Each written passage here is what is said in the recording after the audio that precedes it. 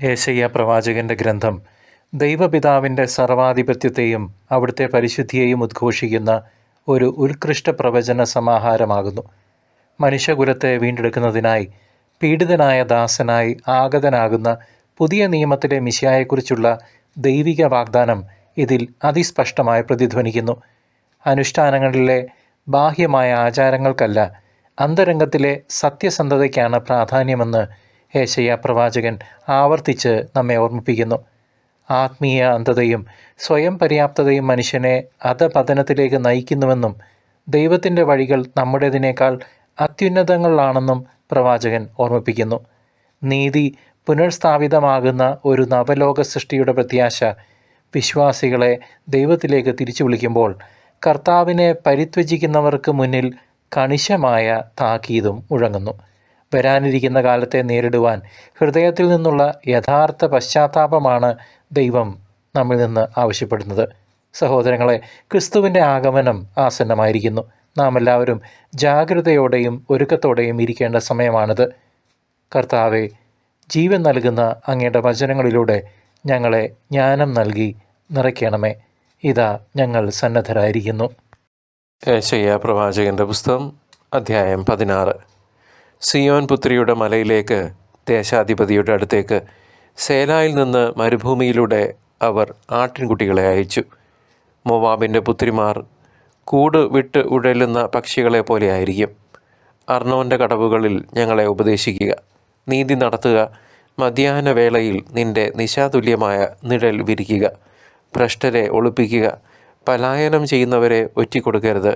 മോവാബിൻ്റെ ഭ്രഷ്ടർ നിന്നോടുകൂടെ വസിക്കട്ടെ. വിനാശകനിൽ നിന്ന് നീ അവർക്ക് അഭയമായിരിക്കട്ടെ.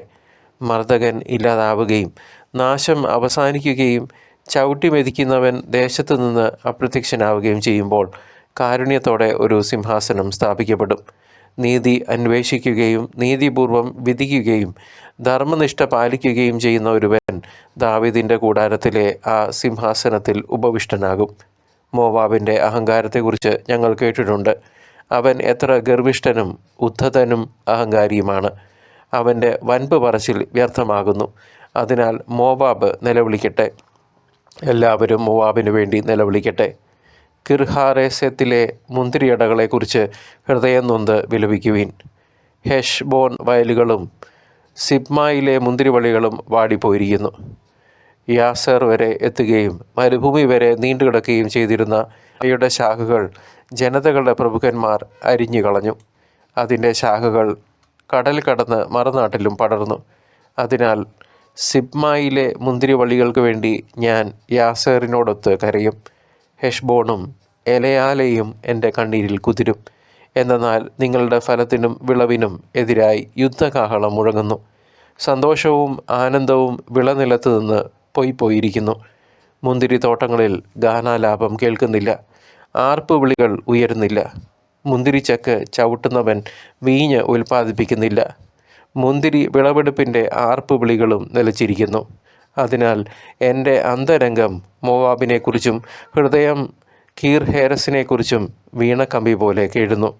മോവാബ് പ്രത്യക്ഷനാകുമ്പോൾ, പൂജാഗിരിയിൽ തളർന്നു നിൽക്കുമ്പോൾ, തൻ്റെ ദേവാലയത്തിൽ പ്രാർത്ഥിക്കാനെത്തുമ്പോൾ അവന് ഫലപ്രാപ്തി ഉണ്ടാവുകയില്ല. ഇതാണ് മോവാബിനെക്കുറിച്ച് കർത്താവ് മുൻപ് അരുളി ചെയ്തിരുന്നത്. എന്നാൽ ഇപ്പോൾ അവിടുന്ന് അരുളി ചെയ്യുന്നു, കൂലിക്കാരൻ കണക്കാക്കുന്നത് പോലെ കണിശം 3 വർഷങ്ങൾക്കുള്ളിൽ മോവാബിൻ്റെ മഹത്വം അവൻ വലിയ ജനതയാണെങ്കിൽ പോലും നിന്ദയായി മാറും. ദുർബലമായ ഒരു ചെറുവിഭാഗം മാത്രമേ അവശേഷിക്കൂ. പ്രിയ ദൈവജനമേ, യേശയ്യാ പ്രവാചകൻ 16-ാം അധ്യായത്തിലൂടെ മോവാബ് വംശത്തിന് സംഭവിക്കാനിരിക്കുന്ന വലിയ തകർച്ചയെക്കുറിച്ചും അവരുടെ അഹങ്കാരത്തിന് ലഭിക്കുന്ന ശിക്ഷയെക്കുറിച്ചുമാണ് നമ്മോട് സംസാരിക്കുന്നത്.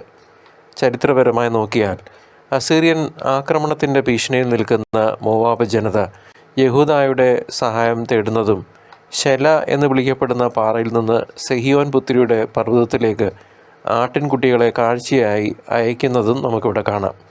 രാഷ്ട്രീയമായി അങ്ങേയറ്റം അസ്ഥിരമായ ഒരു കാലഘട്ടത്തിലായിരുന്നു പ്രവാചകൻ ഈ ദൂത് അറിയിക്കുന്നത്. ഇസ്രായേലിൻ്റെ അയൽക്കാരായിരുന്നിട്ടും പലപ്പോഴും വൈരാഗ്യം കാണിച്ചിരുന്ന മോവാബിയർ കഷ്ടകാലത്ത് ശരണത്തിനായി കേഴുന്ന അവസ്ഥയാണ് ഇവിടെയുള്ളത്. ദൈവത്തിൻ്റെ തിരഞ്ഞെടുക്കപ്പെട്ട ജനത്തോട് അവർ കാണിച്ച ക്രൂരതയ്ക്കുള്ള മറുപടിയായി ഈ രാഷ്ട്രീയ തകർച്ചയെ നാം കാണണം. അഹസ് രാജാവിൻ്റെയും ഹെസക്കിയ രാജാവിൻ്റെയും കാലഘട്ടത്തിൽ ഈ പ്രവചനം അതിൻ്റെ പൂർണ്ണതയിലേക്ക് നീങ്ങുകയായിരുന്നു. അസീറിയൻ സൈന്യം മോവാബിനെ ചവിട്ടിമെതിക്കുമ്പോൾ പ്രവാചകൻ്റെ വാക്കുകൾ അക്ഷരാർത്ഥത്തിൽ സത്യമായി ഭവിക്കുന്നത് അക്കാലത്തെ ജനങ്ങൾ നേരിട്ട് കണ്ടു. യൂദാ രാജാക്കന്മാരുടെ സംരക്ഷണം തേടാൻ മോവാബ് നിർബന്ധിതരായത് ദൈവത്തിൻ്റെ പരമാധികാരം വെളിപ്പെടുത്തുന്ന ഒന്നായിരുന്നു. മോവാബിൻ്റെ അതിരുകളായ അർണോൻ കടവുകളിൽ അവർ ചിതറിപ്പോയ പക്ഷികളെപ്പോലെ അരഞ്ഞു തിരിയുന്ന കാഴ്ച ഹൃദയഭേദകമാണ്. ഈ പ്രവചനം കേവലം ഒരു രാജ്യത്തിൻ്റെ തകർച്ചയല്ല, മറിച്ച് ദൈവത്തെ തള്ളിക്കളയുന്ന ഏതൊരു ശക്തിയും തകർന്നു പോകുമെന്ന സത്യമാണ് വിളിച്ചോതുന്നത്.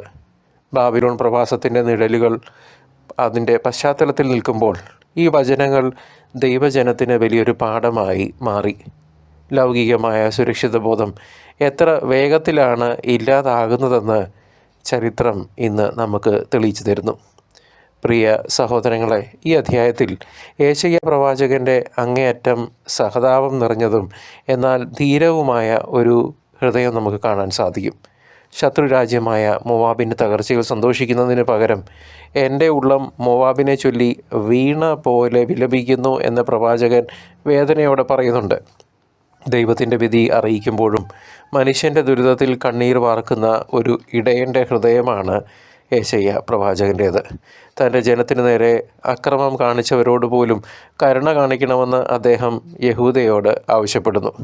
ദൈവത്തിൻ്റെ വചനം നിർഭയം പ്രഘോഷിക്കുമ്പോഴും ആത്മാക്കളുടെ രക്ഷയെ കരുതി അദ്ദേഹം ആകുലപ്പെടുന്നുണ്ട്. ഈ വൈകാരികമായ ആഴം യേശയ്യാ എന്ന ദൈവപുരുഷൻ്റെ വിശുദ്ധിയെയും ദൈവത്തോടുള്ള അടുപ്പത്തെയും വിളിച്ചോതുന്നു. ഈ വചനഭാഗം നൽകുന്ന ആത്മീയ പാഠം വളരെ ലളിതവും എന്നാൽ അങ്ങേയറ്റം ഗൗരവം ഏറിയതുമാണ്. അഹങ്കാരം നാശത്തിൻ്റെ മുന്നോടിയാണ്, ഒരു സംശയവും വേണ്ട. മോവാബിൻ്റെ അഹങ്കാരത്തെയും ഗർവിനെയും കുറിച്ച് പ്രവാചകൻ ആവർത്തിച്ച് പറയുന്നുണ്ട്. അവരുടെ അഹങ്കാരം അവരുടെ നാശത്തിന് കാരണമായി. കഷ്ടതയിൽ കഴിയുന്ന അഭയാർത്ഥികൾക്ക് തണലേകണമെന്നും അവരെ ഒറ്റിക്കൊടുക്കരുത് എന്നുമുള്ള പ്രവാചകൻ്റെ ആഹ്വാനം വലിയൊരു നീതിയുടെ പാഠമാണ്.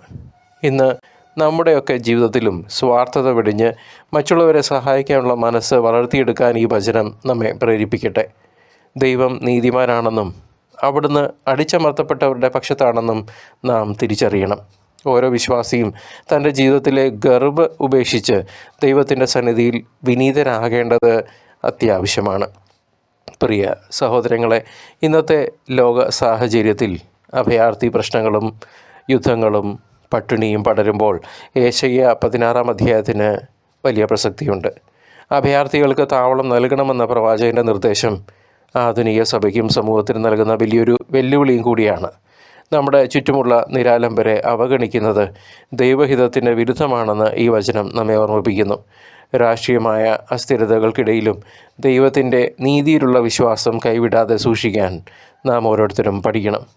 മോവാബിൻ്റെ തകർച്ച പോലെ നീതിരഹിതമായ എല്ലാ സാമ്രാജ്യങ്ങളും ഒരു നാൾ അവസാനിക്കുമെന്നത് ഉറപ്പുള്ള കാര്യമാണ്.